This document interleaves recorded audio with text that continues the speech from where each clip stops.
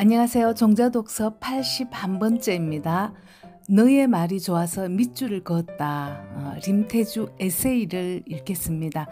지난번 종자독서 71번째 림태주의 관계 물리학을 달콤하게 읽었던 기억이 있는데요. 이번 시간에는 책에 있는 글을 그대로 한번 읽어보겠습니다. 제목 활착하기를. 식물에게 이사는 매우 큰 사건이다. 생과 사를 넘나드는 위험한 시간이다.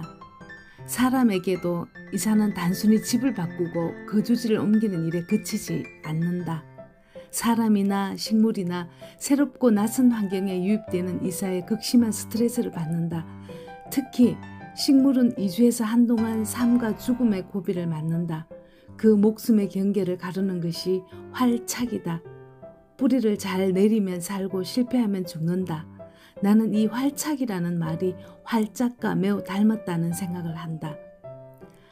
가슴을 활짝 펴라는 말을 종종 듣는다.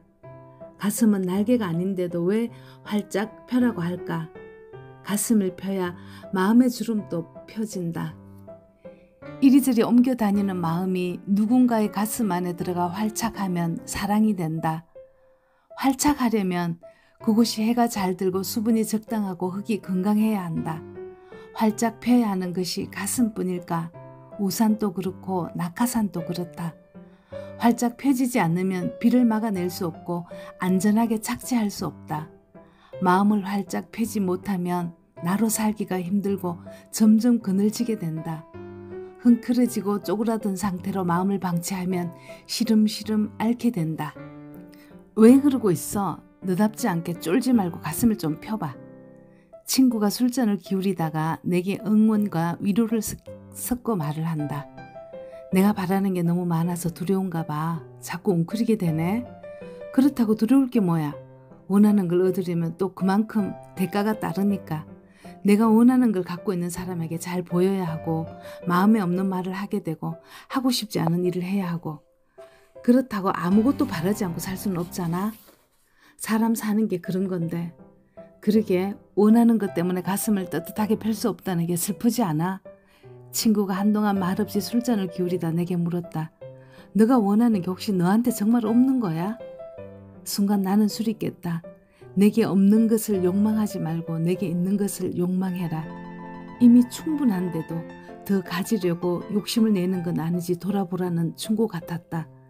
생각해보니 나는 이미 가지고 있는 것들을 한 번도 가져본 적이 없는 것처럼 탐냈다. 젊을 때는 젊음을 바라지 않았고 건강할 때는 건강을 바라지 않았고 행복할 때는 행복을 바라지 않아서 내가 가진 것으로 느끼지 않았다. 불만족과 결핍은 내가 가지지 못해서 얻은 불행이 아니라 내가 만족하지 못해서 만든 불행이었다. 경제학에 결별점이라는 개념이 있다. 소유가 늘고 부유해질수록 행복지수가 상승할 것 같지만 그렇지 않다. 결별점에 이르면 소유량이 늘어도 행복감이 더 이상 상승하지 않는다. 결별점은 말한다. 행복이나 불행을 느끼는 감정이 우리의 절대적인 상태에 달려있지 않다고. 상황을 어떻게 인식하는지 자신이 가진 것에 얼마나 만족하는지에 달려있다고. 가슴을 펴려면 기억해야 한다. 낙하산은 하늘을 날기 위해서가 아니라 지상에 무사히 내려서기 위해서 펴는 것이다. 할 수 없는 것을 하기 위해서가 아니라 할 수 있는 것을 하기 위해서 욕망하는 것이다. 하늘에 계속 떠 있을 수는 없다. 낙하산을 펴고 지상으로 뛰어내려야 인간의 실존적 삶이 시작된다. 현실에 활착해야 건강하게 욕망할 수 있다. 제목, 당신이 오래 살았으면 좋겠다. 나는 유년기에 주로 어머니와 대화했다. 내가 쓰는 어른의 말은 모두 어머니로부터 온 것이다. 아버지에게 물려받은 언어적 유산이 내게는 없다. 불행한 일이다. 나의 의휘와 문체는 어머니의 내면에서 발현했다고 나는 추정한다. 나는 자주 아버지와 불화했다. 불화를 다른 말로 정의하면 언어의 단절이다. 일상에서 쓰는 말 이외에 어떤 내면의 말도 아버지와 나 사이에는 교류되지 않았다. 아버지가 돌아가시고 나서 어느 날 문득 물음 하나가 떠올랐다. 아버지는 왜 내게 어른의 언어를 물려주지 않았을까? 묻 아버지들이 자식들에게 전하는 인생 철학 같은 것, 그런 삶의 언어들이 왜 아버지와 나 사이에는 없었을까? 그러다 내게 아버지의 언어가 없었듯이 아버지도 당신 아버지의 언어가 없었기 때문이라는 생각에 미쳤다. 할아버지의 이런 죽음이 원인이었을 것이다. 갓 20살이었던 아버지는 느닷없이 부친을 여의고 조부가 일군 사업의 일가와 유산을 책임져야 하는 처지가 되었다. 미료 짐작컨대 청년이었던 아버지는 자신에게 던져진 가장이라는 무게에 짓눌렸던 것 같다. 아버지는 불행하게도 어른의 언어를 습득하지 못한 채 가장이 되었고 자신에게 전해줄 삶의 언어를 제대로 정비하지 못한 채 생업에 떠밀렸다. 태어나면서부터 가지고 있는 나는 알미 있다. 이걸 생득적이라고 한다.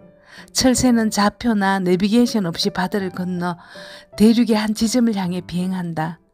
바다에서 성장한 연어는 태어난 시원을 찾아 강 상류로 회귀한다. 이 능력은 생득되는 것이다. 감각, 인지력, 본성 같은 것들도 인간이 생득적으로 지니고 있는 것이다. 인간의 언어 감각이나 정서 표현이 생득적이라면 내 몸 안에 유전된 조부의 언어가 없다. 내가 글을 쓰고 언어에 집착하는 이유가 그 부재에서 오는 결핍을 내 아이들에게는 물려주지 않으려는 안간힘일지도 모른다.